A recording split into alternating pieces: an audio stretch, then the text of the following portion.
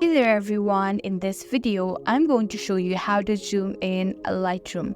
So it's a very simple step. All you have to do is follow along. So without any further ado, let's dive right in. Let's tap into the app itself first.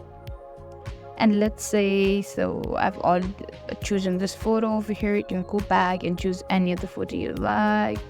I'm going to still choose the same photo. Okay, let's choose a different one, say. And I want to zoom in this photo, right? I want to zoom in those hills or the house. So in order to do that, all I have to do is take your two fingers or simply pinch and it will zoom in. So this you can zoom in to the hills. You want to work in more details to this photo, then you can zoom into the other part, like this house over here. This is the max zoom in that is in here. So okay, you can go to the next part. You can zoom in these curtains. So this is how you zoom in Adobe Lightroom. So yeah, you can, if you want to go back, then you can simply pinch up like this.